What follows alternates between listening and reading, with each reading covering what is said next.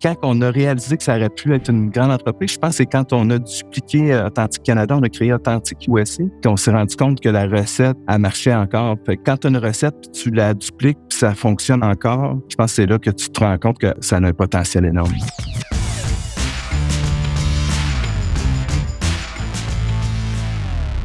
Simon Lemay, tu es le président et cofondateur d'Authentique, une entreprise de voyage spécialisée qui a su se démarquer depuis plus de 20 ans.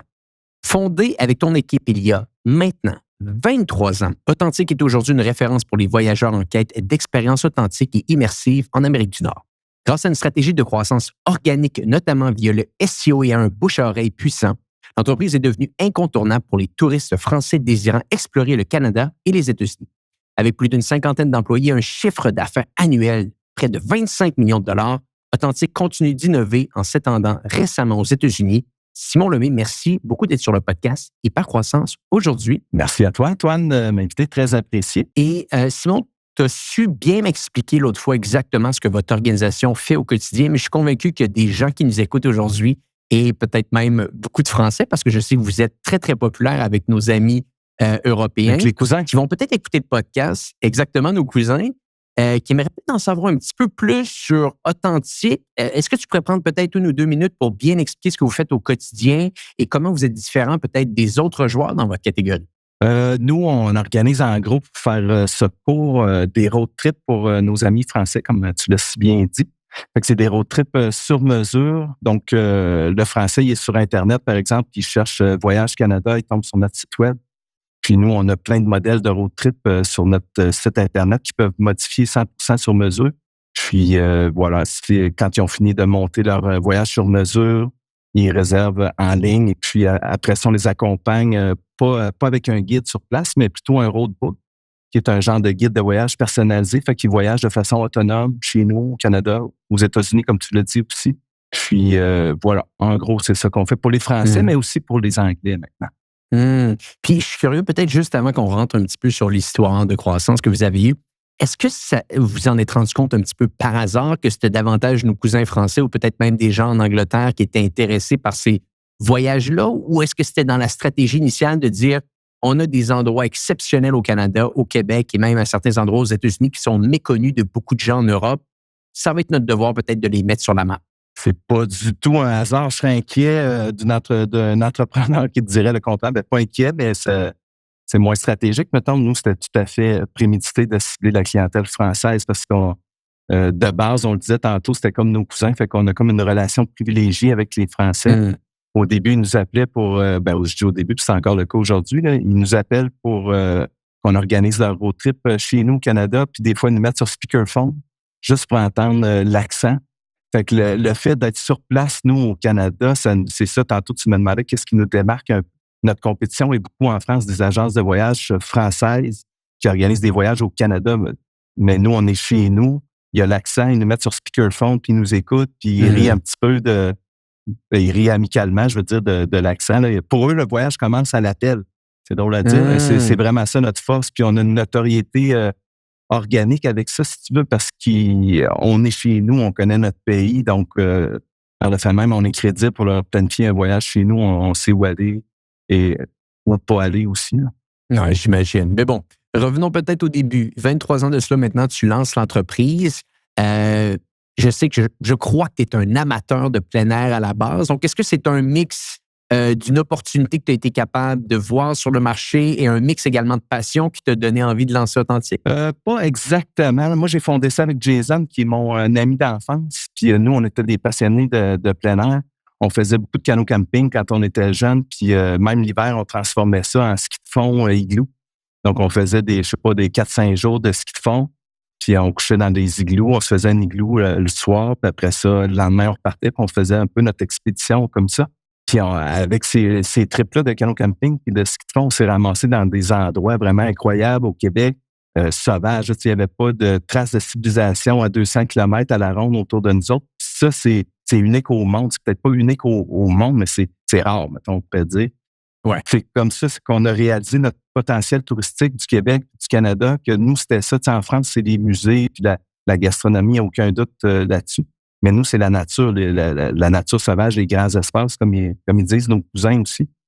Fait que nous, c'est ça qui nous a fait réaliser à quel point c'était beau chez nous. C'est ça qu'on avait envie de faire découvrir aux voyageurs internationaux, dont les Français. Et tu voulais le lancer, tu voulais faire découvrir ça à un maximum de gens possible, mais d'où provient l'idée de bâtir un petit peu ce que vous avez mixé avec votre site Internet? Parce que vous avez quand même une approche qui est différente d'une agence de voyage classique. Là. Soyons honnêtes, les gens sont capables de le bâtir en direct sur votre site, un petit peu le type de voyage qu'ils veulent construire.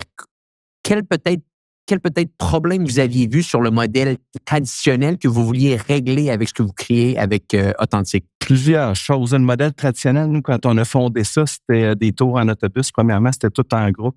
Puis ils faisaient Toronto, Gaspé dans une journée, puis ils découvraient le Québec à travers le pare-brise de leur autobus. Nous, c'est pas ça qu'on voulait offrir. De par le nom Authentique Canada, on voulait offrir quelque chose de beaucoup plus slow travel. On voulait que les gens y aillent à la rencontre des Québécois. Tu sais, on le voyait au téléphone qui avaient une envie de ça, d'aller rencontrer des gens, mais aussi la nature sauvage. On leur loue un petit chalet sur le bord d'un lac pendant 3 jours.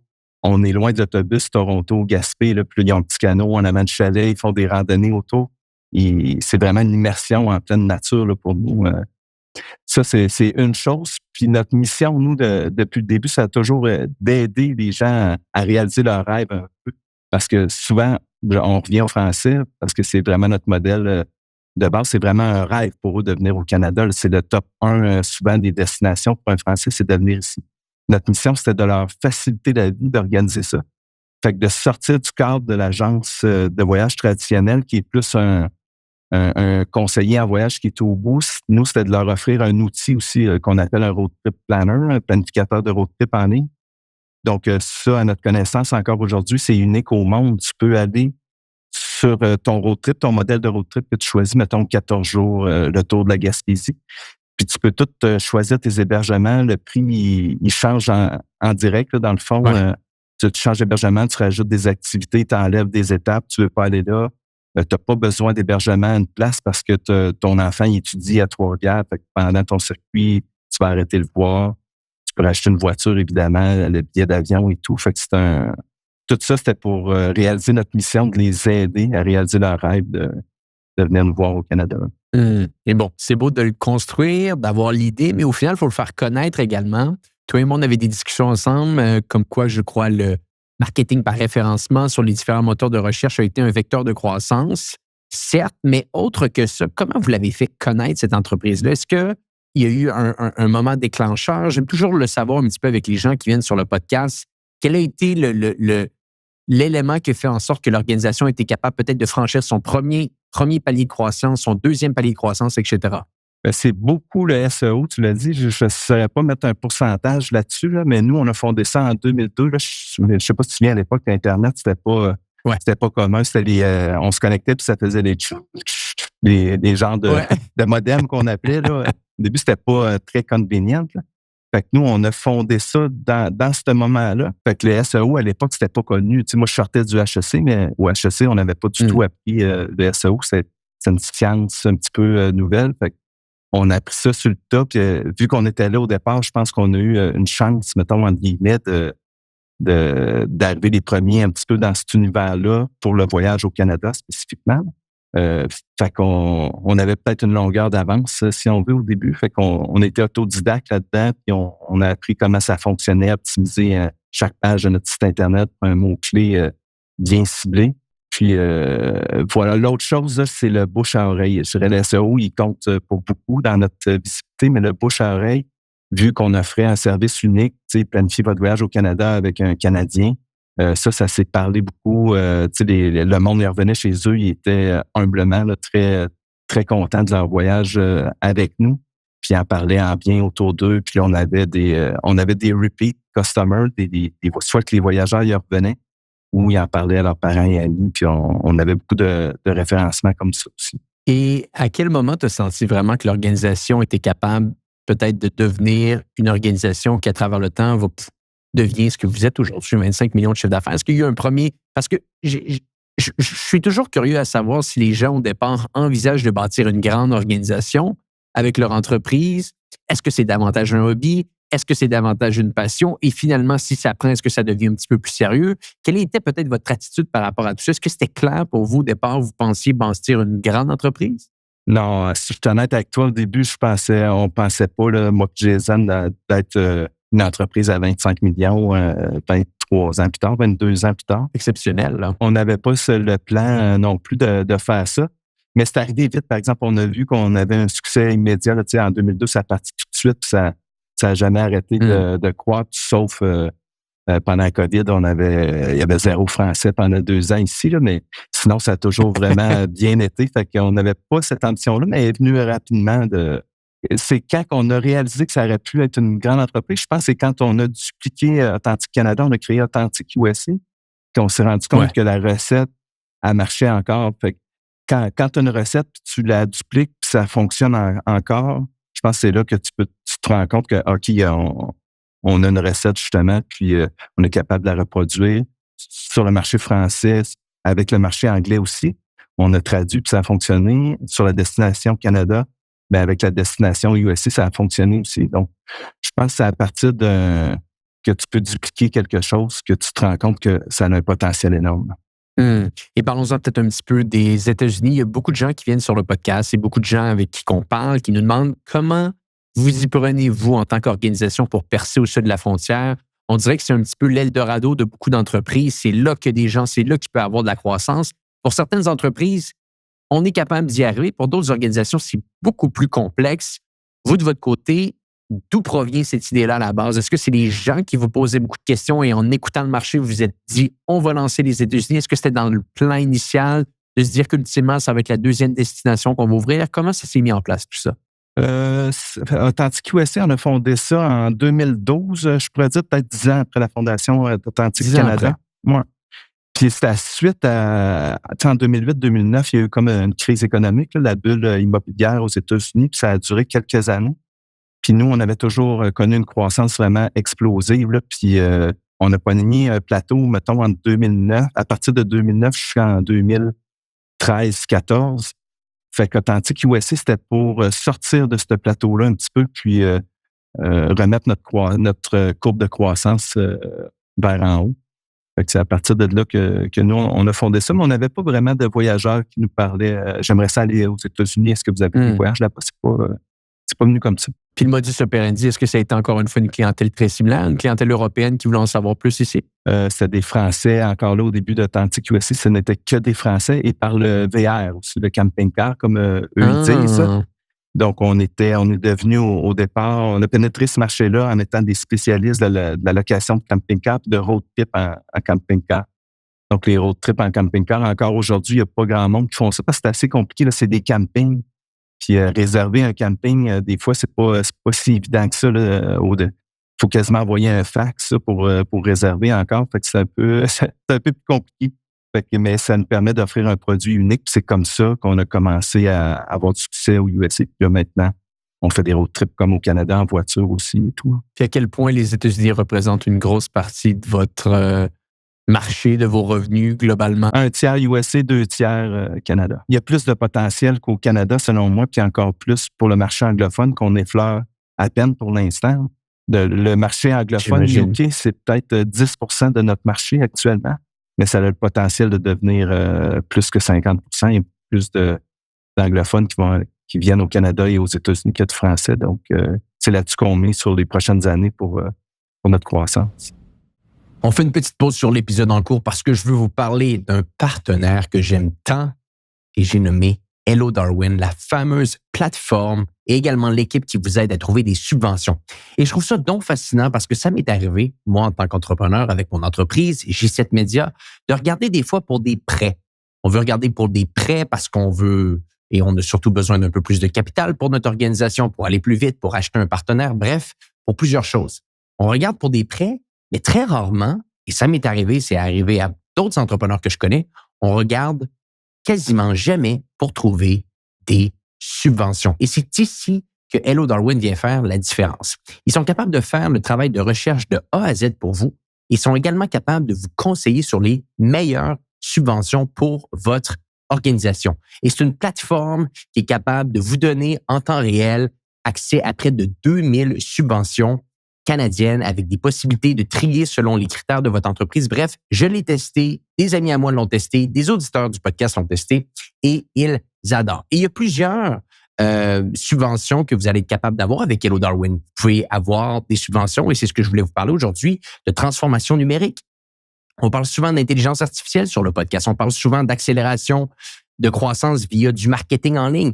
Eh bien, si vous travaillez avec Hello Darwin, vous pouvez avoir accès à certaines subventions sur la transformation numérique avec des financements qui peuvent aller jusqu'à 300 000 $. Et l'équipe d'Hello Darwin va tout faire pour vous, remplir les papiers, négocier avec le gouvernement, négocier avec les gens qui vont donner les subventions. Et par la suite, vous allez recevoir l'argent. Bien entendu, si vous allez les voir aujourd'hui et que vous leur dites que vous venez du podcast Hypercroissance, vous allez obtenir 10 % de rabais en travaillant avec eux. Allez voir dans les notes de l'épisode, il y a un lien pour en savoir un petit peu plus sur ce qu'ils font. Et le lien, c'est le go.hellodarwin.com/hypercroissance. Allez jeter un coup d'œil. En supportant Hello Darwin, vous supportez le podcast Hypercroissance. De retour à l'épisode en cours. Si on parle un petit peu de la structure du modèle d'affaires ici, donc essentiellement, vous êtes un site Internet qui offre la possibilité à des gens de booker en direct un voyage au Canada, un voyage de plein air également aux États-Unis, comme tu l'as mentionné.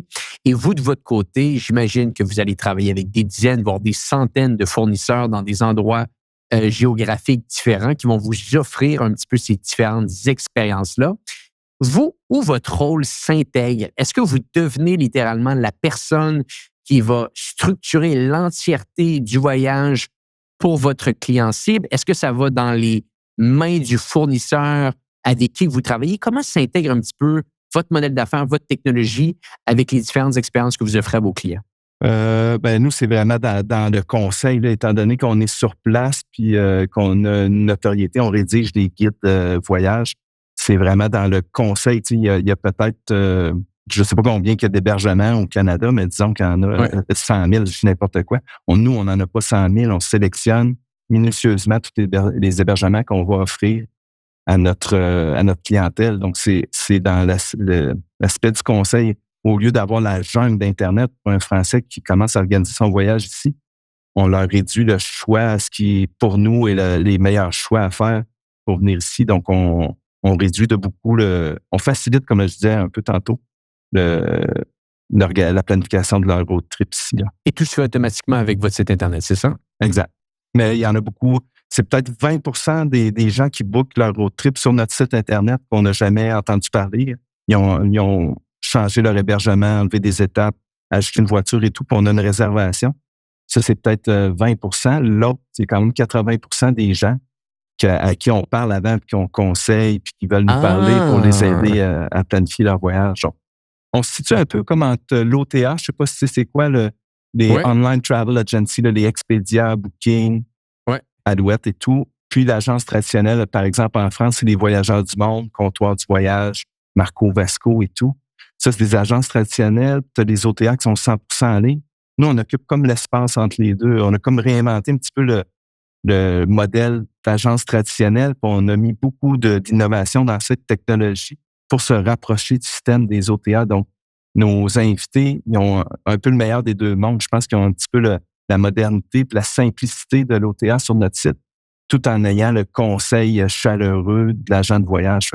On mélange un petit peu comme deux modèles d'affaires pour créer notre modèle authentique. Ça fait énormément de sens, surtout si c'est un pays que tu connais un peu moins ou que tu connais quasiment pas. J'imagine que le contact humain, à la base, fait toute la différence si tu veux terminer la transaction. Donc, les gens commencent peut-être un petit peu sur votre site Internet et terminent au téléphone avec vous, tout ce que je comprends. Exactement. Parfait.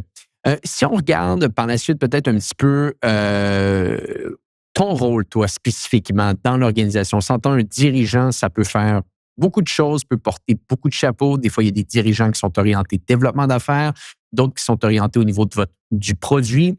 Tu disais avoir lancé l'organisation avec un cofondateur.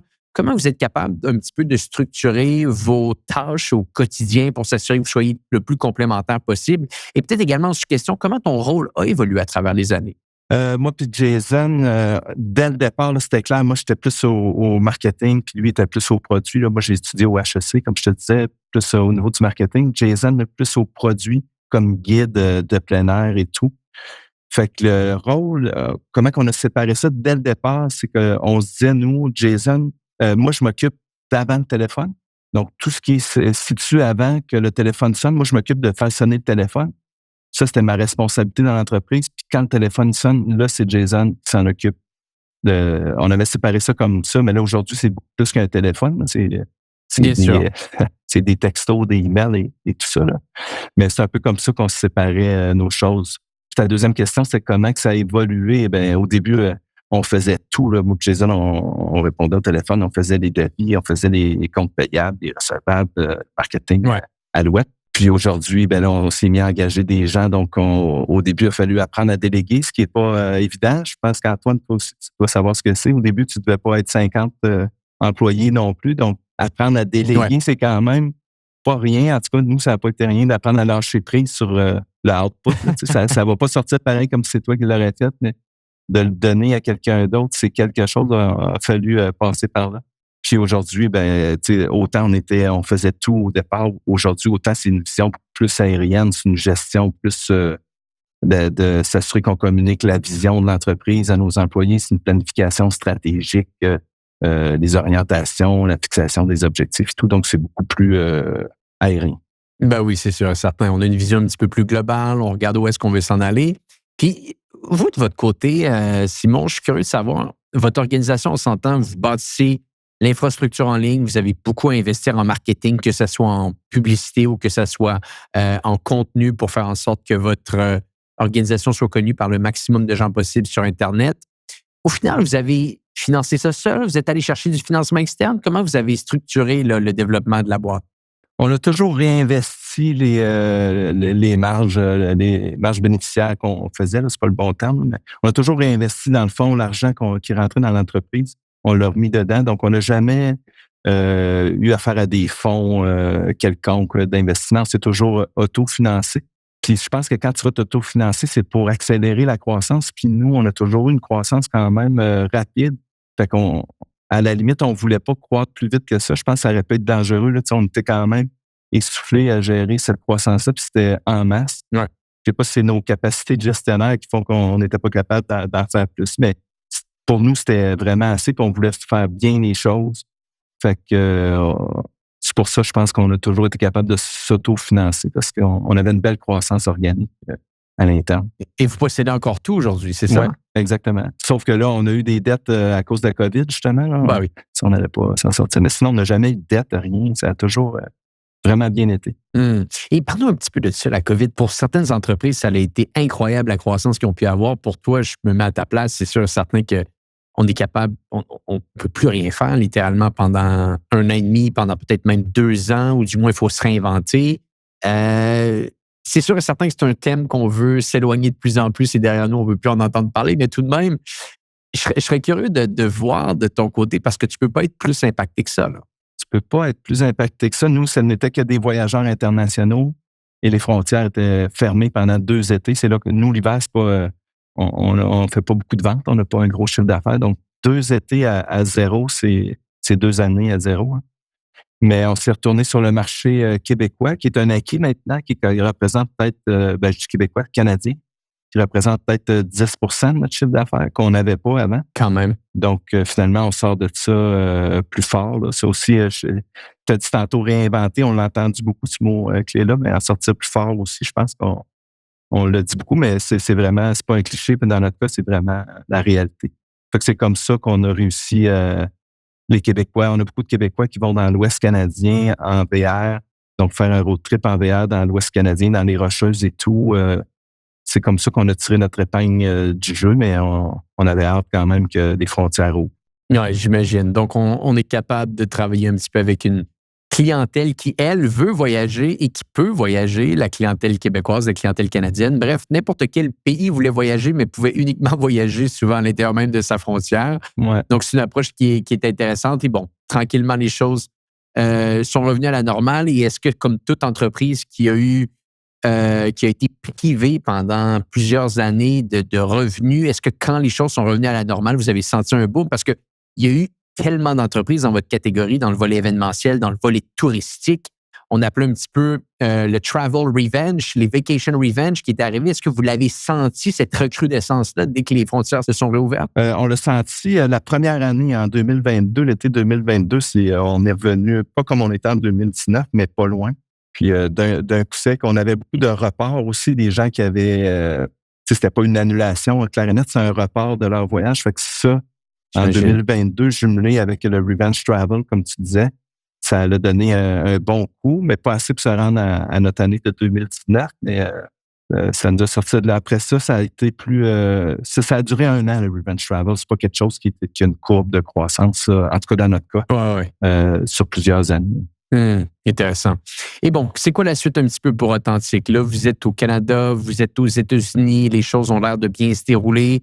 Qu'est-ce que vous allez faire dans les prochains mois, dans les prochaines années pour continuer votre croissance, pour améliorer le service que vous pouvez offrir à vos clients? Ça va être le marché anglophone, les piliers de croissance. Ça va être le marché anglophone qui représente aujourd'hui, comme je te disais, 10% de notre chiffre d'affaires. Puis quand on sait que ça peut représenter plus que 50%, donc on est vraiment dans ça à fond, à adapter nos produits pour le marché UK, là, quand même assez plus spécifiquement, qu'australien aussi. Puis adapter les termes aussi, comme ils disent, pas un RV, c'est pas RV rental, c'est motorhome hire. C'est adapter un petit peu le langage, le produit et tout ça. On est beaucoup là-dedans, puis on est beaucoup dans l'intelligence artificielle aussi, à intégrer ça. C'est quand même, on est quand même au début de ça. Puis là, de ce temps-là, je suis beaucoup dans la formation de ça, c'est de comprendre les trucs, comment ça fonctionne, puis comment on peut l'appliquer, nous, chez Authentique. Fait que dans les prochaines années, ça va être beaucoup d'intelligence artificielle puis d'anglophone. On va vous suivre de près. Et bon, des petites questions personnelles, j'aime toujours en savoir un peu plus.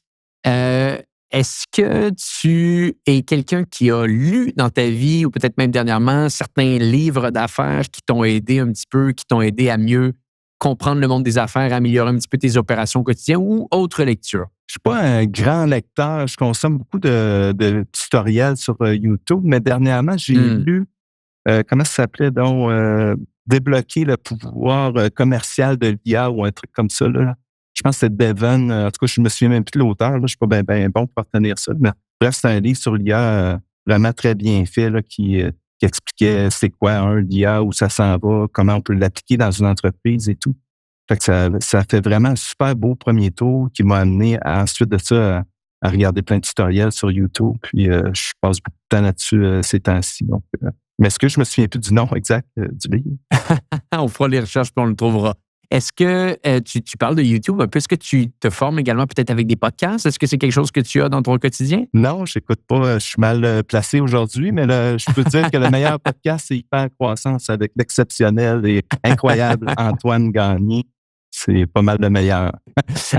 Puis bon, il y a un truc que je trouve totalement fascinant qu'il faut absolument qu'on explique aux gens qui nous écoutent aujourd'hui. J'aime toujours savoir un peu les routines des gens qui viennent sur le podcast, mais toi, au-delà des routines, tu as un hobby et tu es assez bon avec ce hobby-là. Peut-être que tu peux nous parler de ta passion à l'extérieur du travail, cette passion de la musique. Peut-être que tu peux nous parler un petit peu de tout ça, comment ça a été lancé, également ce que tu fais. Assez bon, là, je sais pas. Ça, c'est très subjectif. C'est les chiffres qui parlent d'eux-mêmes. Les petites guitares ici, là. On pourrait dire que je suis chanteur country à mes heures. Là. Comme je te disais tantôt, tu peux aller voir sur YouTube, taper Simon Lemay. J'ai quelques chansons là-dessus. Je m'amuse. C'est vraiment plus un passe-temps pour sortir un petit peu tout le temps de la raison, de l'entrepreneur puis des affaires pour aller dans une chose complètement éclatée qui est pas du tout dans ma zone de confort. Là. C'est un peu le but, un petit peu de sortir de mes pantoufles puis d'aller faire d'autres choses, mais j'ai pas d'ambition d'avoir une carrière en musique, loin de là, mais j'ai beaucoup de plaisir à le faire. Est-ce que tu fais des concerts également ou c'est davantage des chansons que tu vas faire en studio? C'est plus chez nous, là tu vois pas, là, mais autour de moi, j'ai équipé, c'est comme dans un home studio en ce moment, fait que je fais ça de chez moi de façon amateur. Je comprends. Bon, écoute, c'est la meilleure manière pour être capable de travailler un petit peu notre créativité et faire des hobbies comme ça à l'extérieur du travail, ça peut être excessivement bon pour penser à autre chose, travailler sur des points différents un petit peu que le monde des affaires, qui au final, on s'entend, c'est tellement notre vie des fois, le monde des affaires, qu'il faut avoir quelque chose qui nous permet de sortir un petit peu de tout ça. Là. Tout à fait. Hein, des entrepreneurs, tu le sais autant que moi aussi, c'est pas 9 à 5. Des fois, je me réveille à 2h30, puis là, je me mets à penser à un problème qu'on a dans l'entreprise, puis je me rendors plus, puis sortir de ça fait du bien. C'est rafraîchissant quand on vient dans notre métier de tous les jours. Bon, on a comme ça fait faire une pause un petit peu là, de pas toujours faire la même chose. 100%. Simon, avant de te laisser filer, meilleur endroit pour vous rejoindre et si on veut peut-être même bâtir un voyage avec vous, où est-ce qu'on en apprend un petit peu plus sur ce que vous faites? AuthentiqueCanada.com, authentique avec un K, site web, c'est définitivement le meilleur endroit pour comprendre un petit peu qu'est-ce qu'on fait puis l'entreprise qu'on est. Sinon, on est sur les réseaux sociaux, on a un blog, Facebook, Instagram, pas Twitter, excuse-moi, ça, on a abandonné ça fait longtemps. LinkedIn, Alouette. Parfait, on mettra les différents liens dans les notes de l'épisode. Simon, merci beaucoup d'avoir été avec nous aujourd'hui. Une belle organisation, celle d'Authentique. J'espère que les gens qui nous écoutent vont pouvoir la découvrir et jeter un petit coup d'œil à ce que vous faites. Donc, je te remercie d'avoir pris du temps aujourd'hui avec nous. Et pour les gens qui nous écoutent, eh bien, on se dit à bientôt pour un prochain épisode du podcast Hypercroissance.